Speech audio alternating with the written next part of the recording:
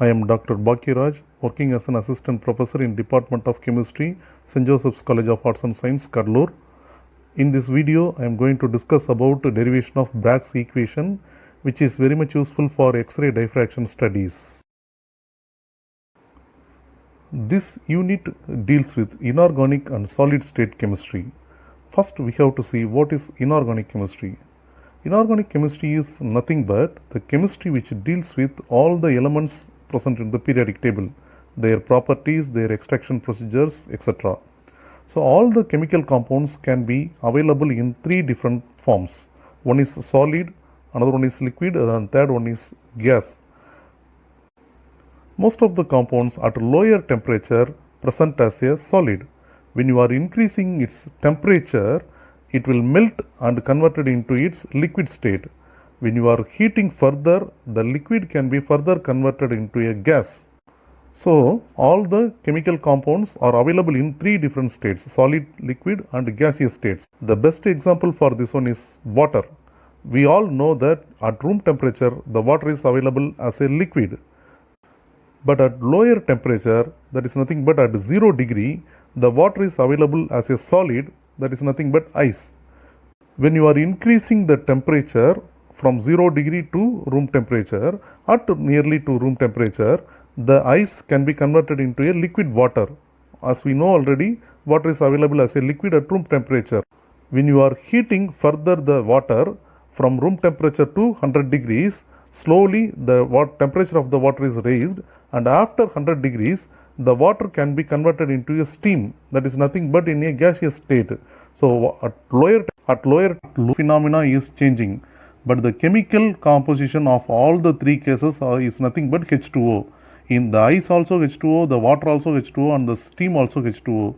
So in all the three forms, the chemical composition of water is H2O, only the physical phenomena is different. In this video, we are going to discuss about solid state chemistry.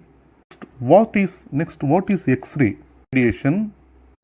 X-ray radiation was discovered by a German scientist named Wilhelm Röntgen, and so the X-ray radiation is otherwise called Röntgen radiation.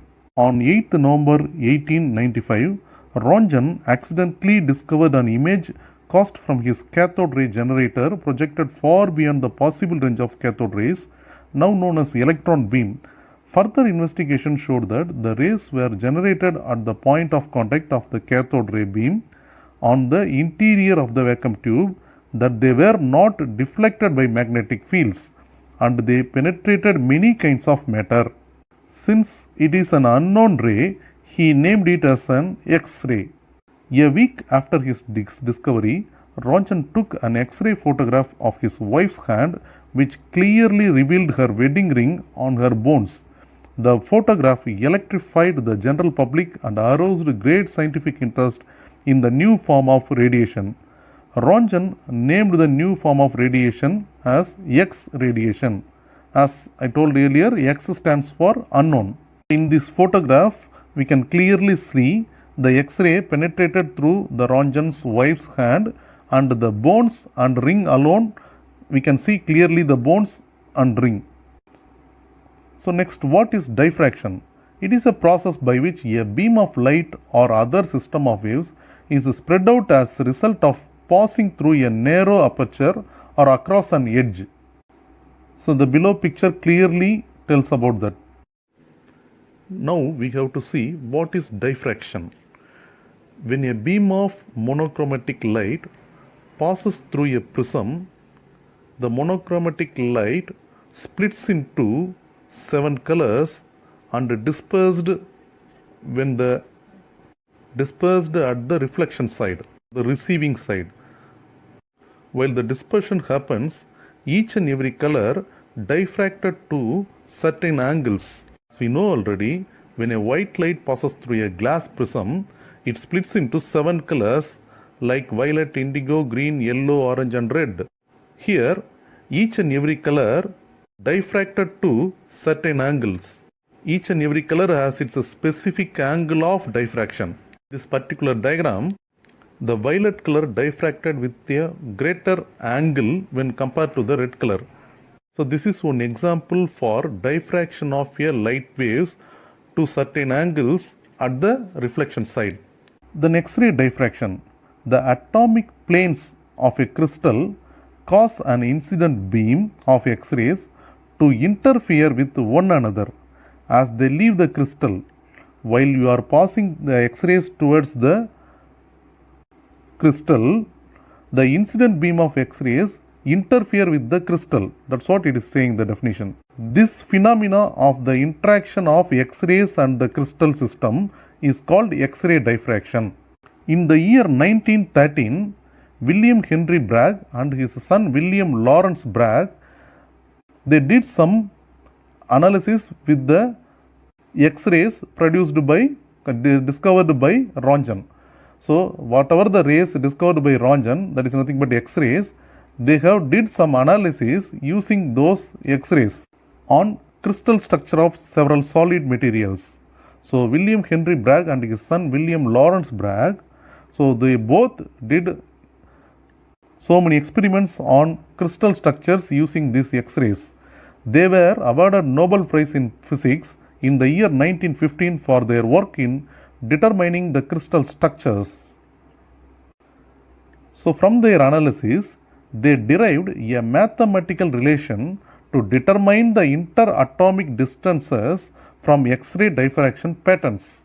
As I told earlier, the crystal surface can reflect the X-rays from where it is in contact with. The incident beam of X-rays can fall on the crystal surface and reflect. While reflecting, the rays will be diffracted. So that is why these rays are called X-ray diffracted rays. From the X-ray diffraction patterns, we can tell some information about the surface of the atomic crystal lattice. So from their enormous research, they have derived a mathematical relation to determine the interatomic distances from X-ray diffraction patterns. So the fundamental equation which gives a simple relation between the wavelength of X-rays, interplanar distance and angle of reflection is known as Bragg's equation, which is nothing but n lambda is equal to 2d sin theta, where n is an integer or order of reflection and lambda is nothing but wavelength of the X-ray incident beam and d is nothing but the distance between atomic layers in a crystal, otherwise called as interplanar distance, and theta is the angle of incidence or angle of reflection. So according to Bragg's equation, n lambda is equal to 2d sin theta. Before going to the derivation of Bragg's equation, first we should know what is atomic crystal planes. In order to explain about the atomic crystal planes, I can take water as an example. As we seen already, water exists in three different states.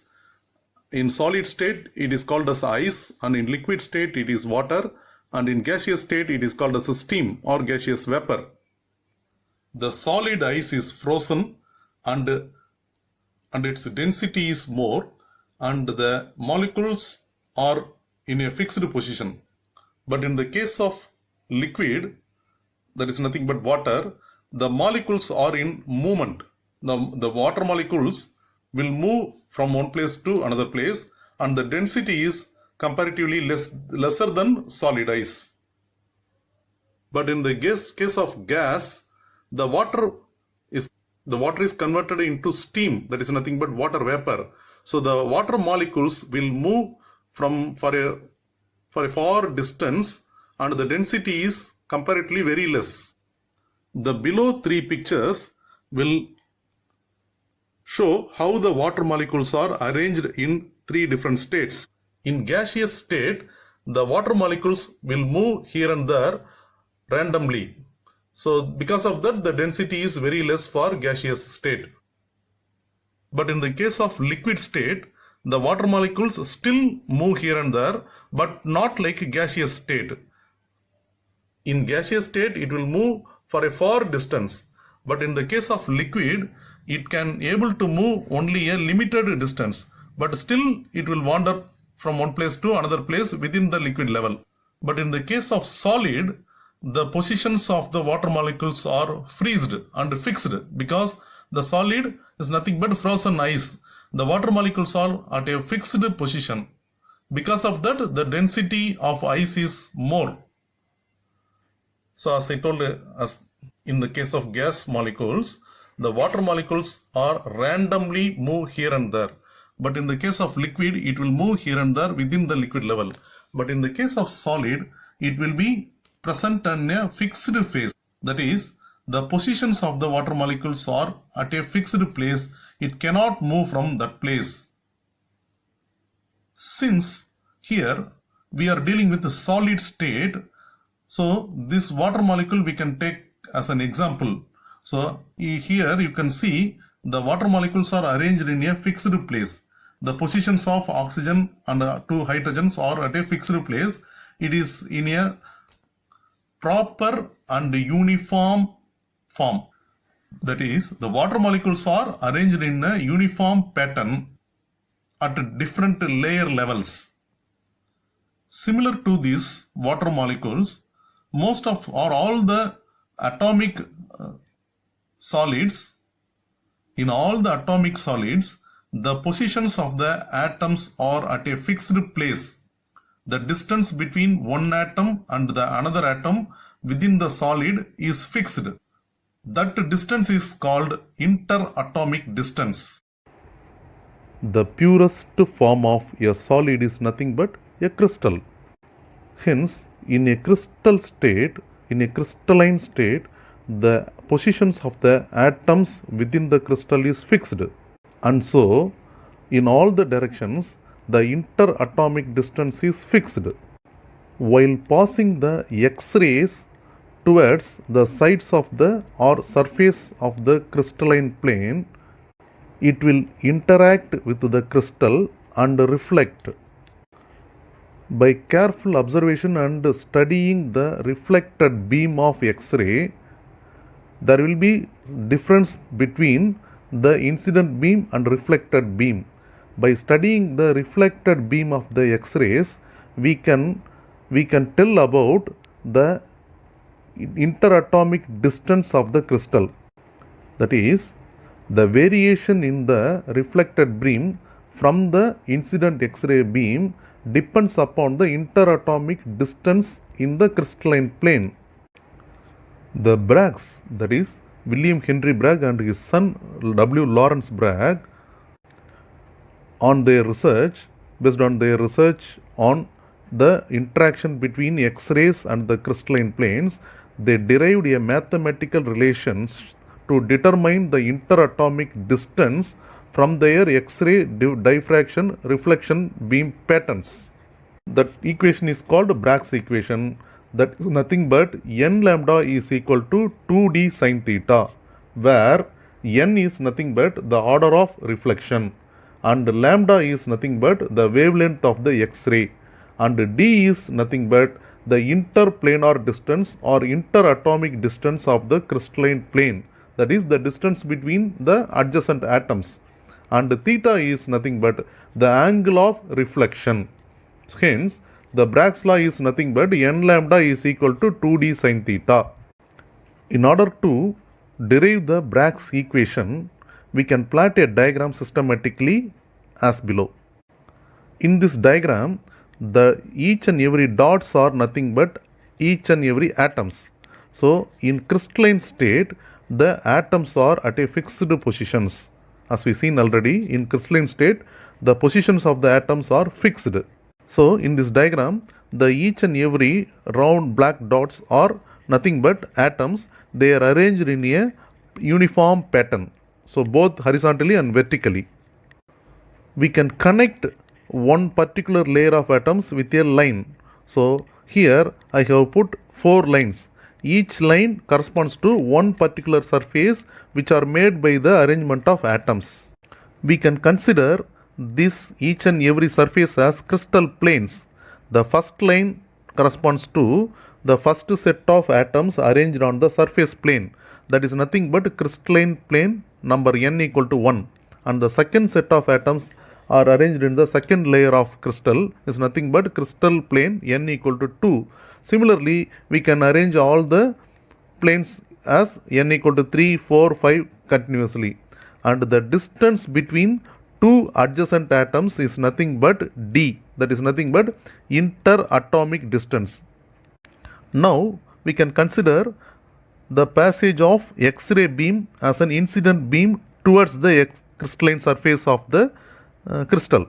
While the incident X-ray beam passes towards the crystal planes, it will reflect on the other side. All the surface atoms can reflect the beams.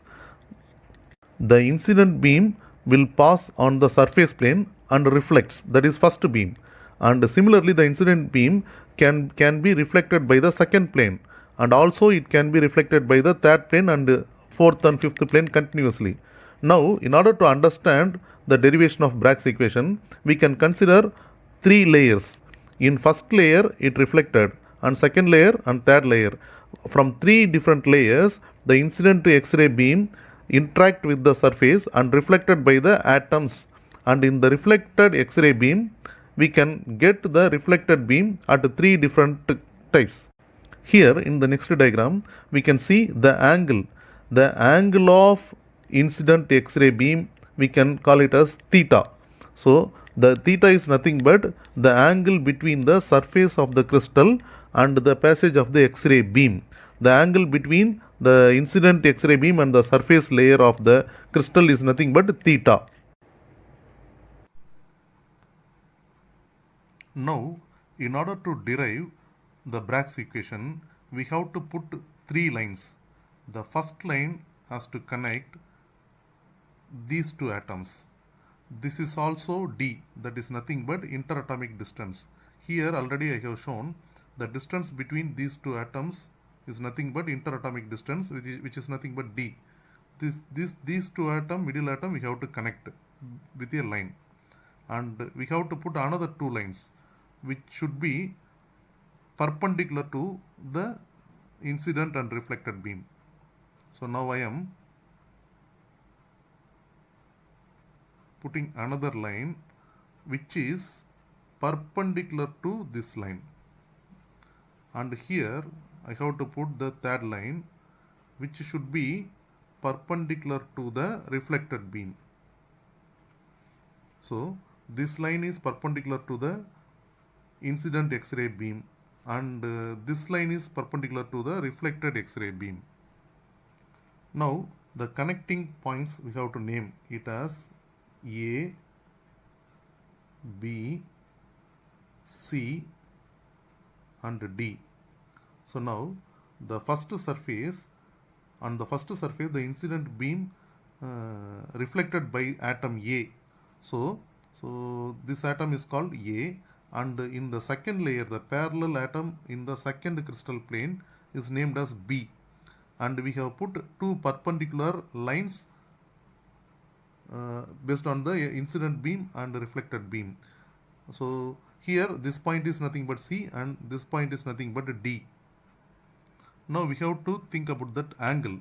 So already we have discussed the angle between the surface plane and the incident beam. This is nothing but theta. Now this line, the line AC, the AC line is perpendicular to the incident beam. The AC line is perpendicular to the incident beam. So the total angle between the incident beam and this AC perpendicular line, so this line and this line, so since these two lines are perpendicular, the total angle is 90 degrees since it is perpendicular. When this one is theta, the remaining angle is nothing but 90 minus theta. So this dot, the red dot is nothing but 90 minus theta, since this line is perpendicular to the AC line. Now we have to consider the lines of the surface plane and the line AB. So the surface plane line, this line, surface plane line, is also perpendicular to the line AB. So now we have to consider on the other side. So the total angle, since it is perpendicular, the total angle between the surface plane and the AB line is 90 degrees. Just now we have seen this dot is nothing but 90 minus theta. So since it is 90 minus theta, the remaining line is theta. Now since this is theta, this is 90 minus theta, because 90 minus theta plus another theta equals to 90 degrees. So similarly, when you are considering these two lines, this is perpendicular, this is 90 degrees. So again here 90 minus theta plus theta. So 90 minus theta plus theta. So if you add, it will comes to 90 degrees. In other words, when you are subtracting 90 minus theta from the perpendicular, the remaining angle is nothing but theta. So since this is theta, this is also theta. Now we have to consider the reflected X-ray beam. So if the incident X-ray beam passes and other side it reflects. So whatever the angle between the surface plane and the incident beam, the same angle on the other side in the reflected beam also. The beams reflected with the same angle as the incident beam. So since the incident angle is theta, the reflected X-ray beam also theta. So now we have to consider on the reflected side, reflection side. So since this is theta, this red dot is 90 minus theta, as like previous case. Here this AD line is perpendicular to the reflected beam. This AD line is perpendicular to the reflected beam. Since the total angle is 90 degrees, so this is theta. So the remaining dot is nothing but 90 minus theta. So now total angle we will get 90 degrees. So since now we have to move on the other part. So since this dot is nothing but 90 minus theta, here this AB line is perpendicular to the surface plane, as like the left side, right side also the AB line is perpendicular to the surface line. Since this dot is nothing but 90 minus theta, so the remaining total angle is 90 degrees. So the remaining angle is nothing but theta. So this remaining angle is nothing but theta. Now angle CAB is theta. Similarly, angle BAD is also theta. Now we have to consider these two triangles which we have generated. So the triangle ABC and the triangle ABD. So now first we will consider one triangle. In this triangle ABC, the angle of ACB, that is ACB angle is 90 degrees and the angle CAB is theta. So now we have to think about trigonometry. In trigonometry, we can sin theta is equal to opposite side by hypotenuse, and cos theta is nothing but adjacent side by hypotenuse, and tan theta is equal to opposite side by adjacent side. This is for a right angle triangle. So here the two triangles are right angle triangles. So in right angle triangle is nothing but at one angle 90 degrees should be there. So here in the left side triangle ACB, the angle ACB is 90 degree. In the right side triangle, the angle ADB is 90 degree. So in both the triangles, the one angle is theta. In the left side, the angle CAB is theta, and in the right side triangle, the angle BAD is theta. So according to trigonometric laws, sin theta, we have to calculate sin theta. Sin theta for a right angle triangle is nothing but opposite side by hypotenuse. The hypotenuse in both the triangles is nothing but AB. So the hypotenuse is nothing but the side opposite to the 90 degrees. So that is nothing but the hypotenuse is AB for both the triangles, and the opposite side to the angle theta is BC, the side BC for the left side triangle, and the side BD for the right side triangle. So for the right angle triangle ABC, sin theta is equal to opposite side, that is nothing but CB, divided by hypotenuse, that is nothing but AB. So on the other case, on the right side triangle, the opposite side to the theta is BD, and the hypotenuse is here again AB. So sin theta is equal to BD by AB. So according to trigonometry, sin theta is equal to opposite side by hypotenuse. In triangle ABC, sin theta is equal to CB by AB. Similarly, in triangle ABD, sin theta is equal to BD by AB.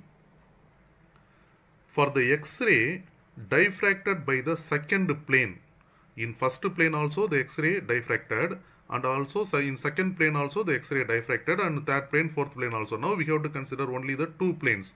For the X-ray diffracted by the second plane, the additional distance of travel is in comparison with the surface plane is CBD. So in the diagram you can see it clearly. In the first surface reflection, the incident beam interacts with the point of atom A and reflected on the other side. So in the second layer, second plane, the incident beam comes parallelly with the first line up to C.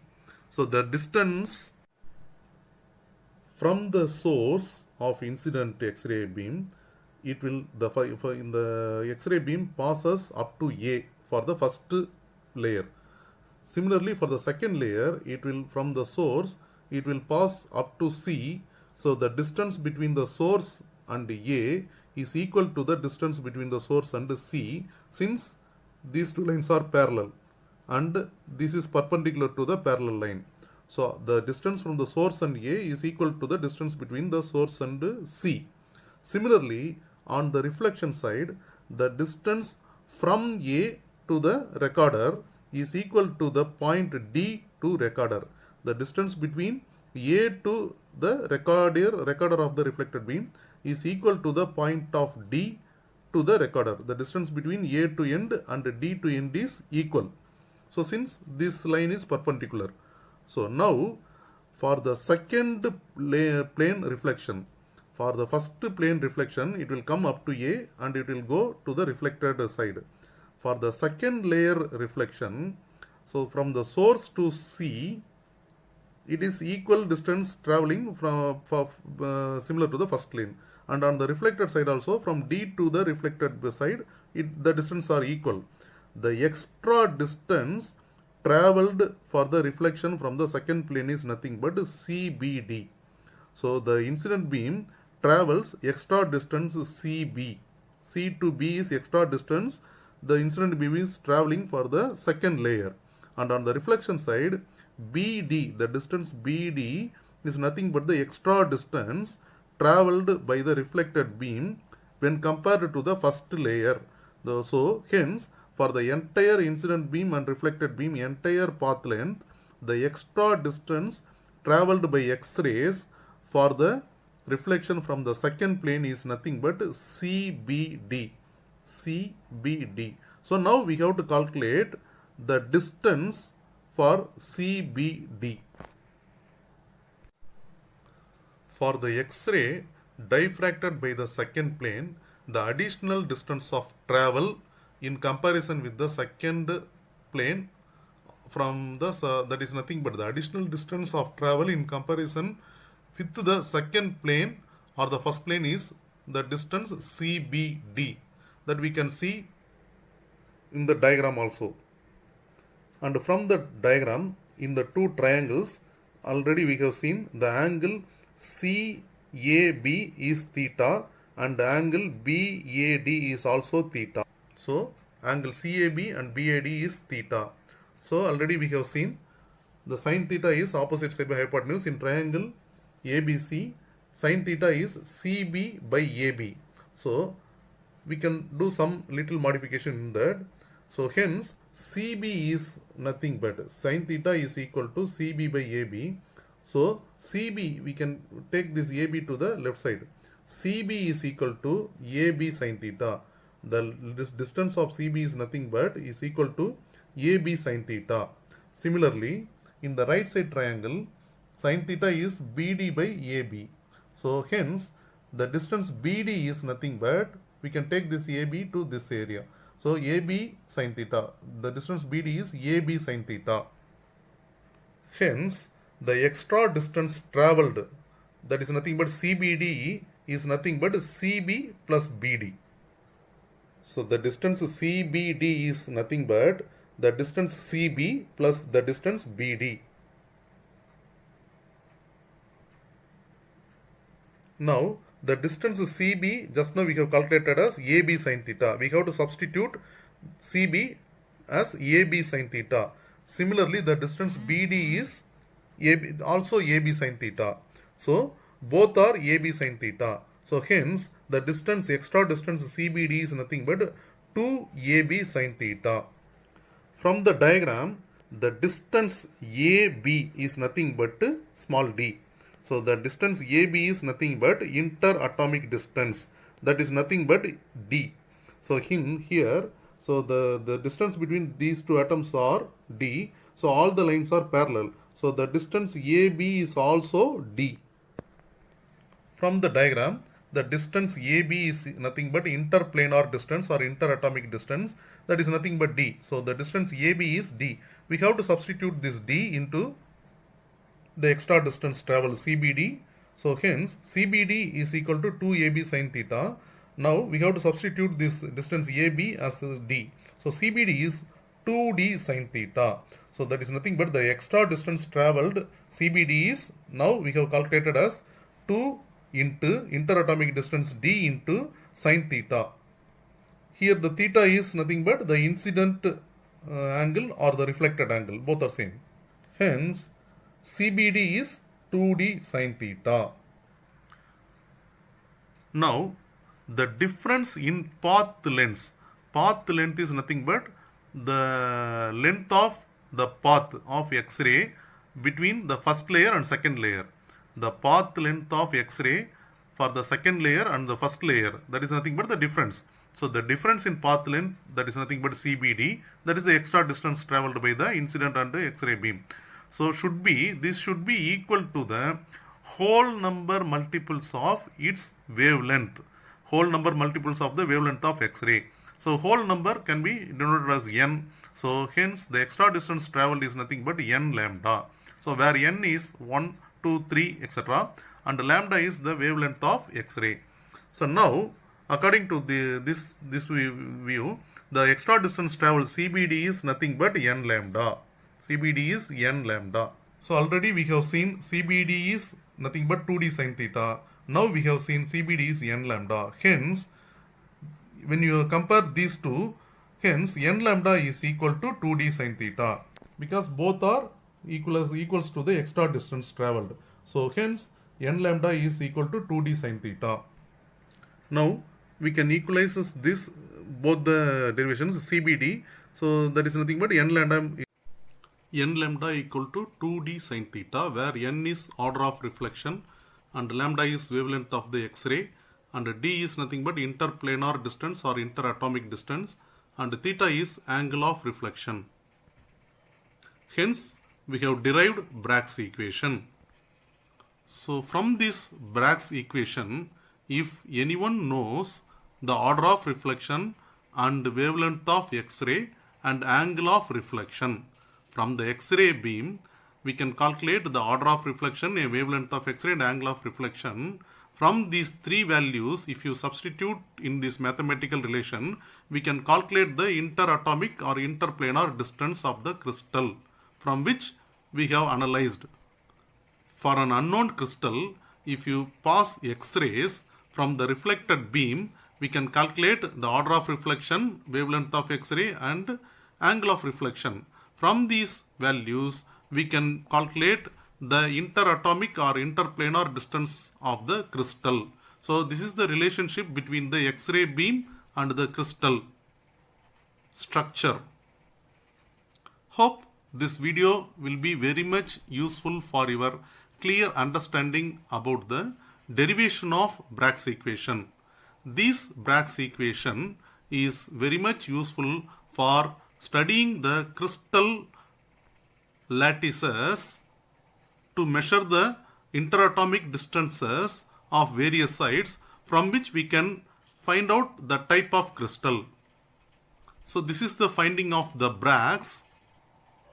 From this mathematical relationship, we can calculate the interatomic distances from which we can find out the type of crystal by using X-rays. Hope this video will be very much useful for your clear understanding about the derivation of Bragg's equation, which is useful for studying the crystal lattices. Thank you.